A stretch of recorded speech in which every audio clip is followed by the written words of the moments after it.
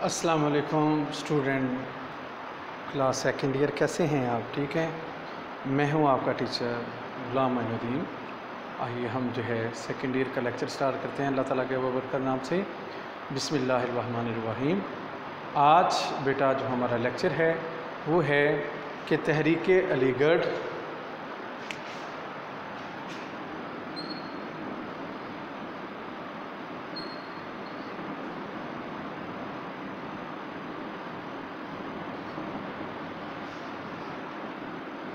बरसगीर के मुसलमानों बेटा, इसके अंदर हम पढ़ेंगे कि तहरीक अलीगढ़ के जो है वो कौन कौन से जो है वो असरात हुए, जो है बरसगीर के मुसलमानों के अंदर जो है वो चेंजिंग आई, और जो है वो तहरीक अलीगढ़ ने मुसलमानों की ज़िंदगी का कोई ऐसा शुबा ना छोड़ा जिसकी जो है वो बेहतरी के लिए उसने कोशिशें ना की। और इस्लाह मुआशा और मुआशरत के बुनियादी मकासद थे। सर सैयद की तालीमी तहरीक जो है वो अलीगढ़ थी। उसने जो है वो मुसलमानों के बिखरे हुए नज़रियात को एक जगह इकट्ठा किया। सबसे पहले तहरीक अलीगढ़ के जो असरात बने वो है मुसलमानों में मगरबी तालीम का फ़रोग़। अब तहरीक अलीगढ़ जो है वो इसने जो है वो क्या किया, सबसे मेन काम कि इन्होंने मगरबी तालीम को फ़रोग़ दिया, क्योंकि अंग्रेज़ों ने जो है एक प्लानिंग के तहत मुसलमानों को तालीमी लिहाज से इतना पस्त कर दिया था कि मुसलमानों के अंदर जो है वो आलिम यानी कि जो फ़िलासफ़र हैं, मुफ़क्किर हैं, जो तालीम वाले थे वो बहुत कम पाए जाते थे, जिसकी फिर जो है वो ज़िम्मेदारी जो है वो सर सैयद अहमद ख़ान ने उठाई। और सर सैयद अहमद ख़ान ने ऐसे अदारे कायम किए कि मुसलमान वहाँ से जो है वो तालीम हासिल करके अंग्रेज़ों के मुकाबले में खड़े हो गए। और एक जो है वो तहरीक अलीगढ़ जो है वो एक तालीमी नहीं बल्कि एक तमदनी तहरीक भी थी, यानी कि बिल्कुल ऐसी तहरीक थी जिसमें मुसलमानों के घर का माहौल था।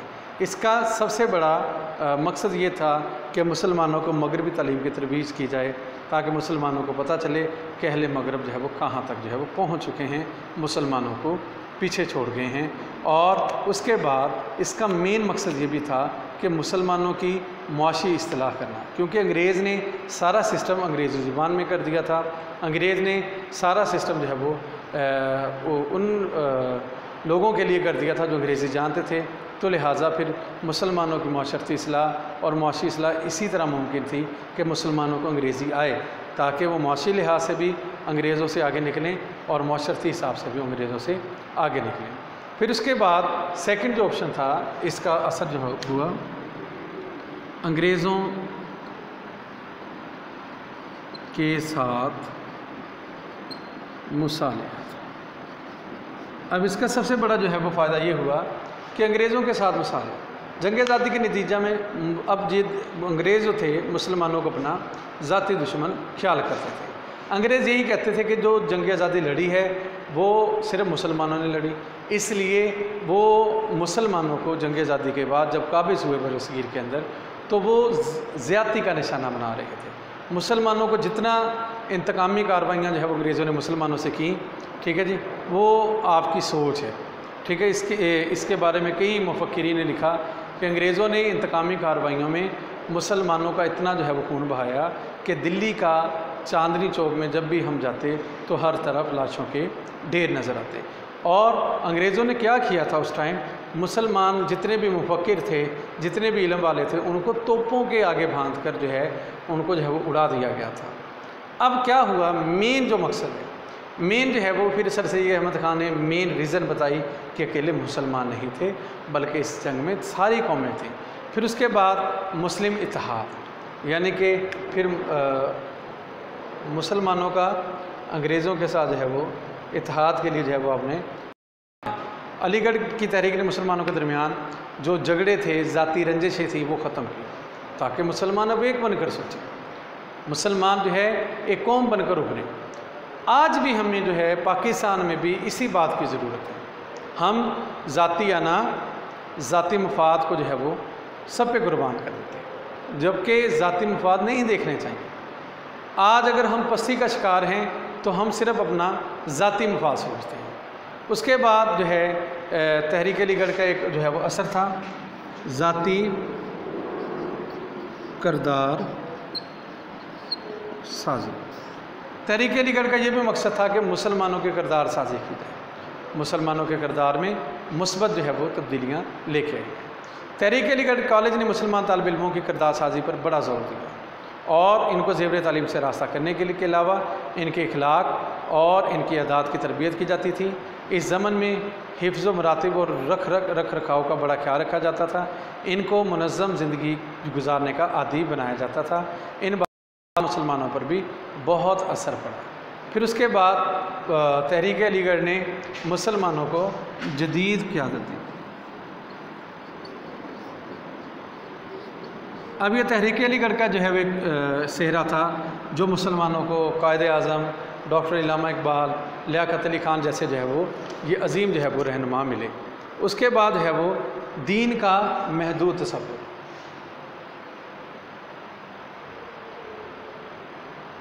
तहरीक अलीगढ़ ने जो है मुसलमानों को कहा कि ठीक है आप दीन को साथ लेके चले, एक हाथ में दीन हो आपके पास, एक हाथ में जदीद जो है वो साइंस हो, ताकि आप जो है वो अंग्रेज़ों का उनके साइंस के साथ मुकाबला करें, एक तरफ आप जो है वो अल्लाह ताला की पैरवी भी करें, अल्लाह ताला की रज़ा के लिए काम भी करें। उसके बाद जो है वो तहरीक पाकिस्तान का किला। अब तहरीक अलीगढ़ जो है एक ऐसी तहरीक थी, ऐसी तालीमी तहरीक थी जिसने मुसलमान जो है वो सियासी रहनुमा बड़े बड़े पैदा किए, जो कि तहरीक पाकिस्तान में एक जो है वो मुआवन जो है वो साबित हुए और उन रहनुमाओं ने तहरीक पाकिस्तान में बढ़ चढ़ कर हिस्सा लिया। ये तहरीक अलीगढ़ के जो है वो एक असर था क्योंकि सर सैयद अहमद ख़ान का ये ख्याल था कि अगर मुसलमान सियासत में हिस्सा लें, वो कहते ज़रूर लें लेकिन पढ़ लिख कर, ताकि आपको अंग्रेज़ों के साथ बात करने की जो है वो ढंग भी है। फिर उसके बाद तहरीक अलीगढ़ का एक और मकसद था उर्दू ज़ुबान का फ़रोग़। तहरीक अलीगढ़ जब अंग्रेज़ इक़्तिदार में आए तो हिंदू जो है आपको पता है बड़ी मकार और रियार कौम है, वो जो है वो अंग्रेज़ों की जो है वो चापलूसी में लगी, जिसकी वजह से हिंदू जो है अंग्रेज़ नवाज़ बन गए और जो है उन्होंने उर्दू ज़ुबान को दबाने की कोशिश की। लेकिन तहरीक अलीगढ़ एक ऐसी तहरीक थी जिसने उर्दू ज़ुबान को जो है वो बहुत ज़्यादा फ़रोग़ दिया। उसके बाद जो है तहरीक अलीगढ़ जो है इसने जो है वो ये एक ऐसी तहरीक थी जिससे मुसलमानों की मुआशी हालत मुसलमान तालीम हासिल करके मुआशी लिहाज से एक जो है वो मुस्तहकिम हो गए, उनके अंदर जो है वो इस्तेहकाम आ गया। उसके बाद तहरीक अलीगढ़ की वजह से जो है वो और मुसलमान जो साहब इक़्तिदार थे या साहब मुरव्वत थे, अमीर लोग थे, उन्होंने भी जो है वो फिर तालीम और भी कायम किए, जिसकी बहुत सारी एग्जांपल्स हैं। सिंध के अंदर जो है वो सिंध जो है वो मदरसातुल इस्लाम था, ठीक है जी। इस तरह के जो है वो बड़े जो है वो अदारे बने जिससे जो है वो मुसलमानों को बहुत ज़्यादा जो है वो फ़ायदा हुआ। ये था तहरीक अलीगढ़ के बरसगीर के मुसलमानों। इंशाअल्लाह कल जो है वो हम नेक्स्ट जो है वो लेक्चर के साथ हाज़िर होंगे। अगर इसमें किसी भी आपको बात की समझ नहीं आई तो आप हमसे जो है वो पूछ सकते हैं। आज के लिए मुझे इजाज़त दीजिएगा। अल्लाह हाफ़िज़, जज़ाकल्लाहु खैरा। अस्सलामु अलैकुम व रहमतुल्लाहि व बरकातुहू।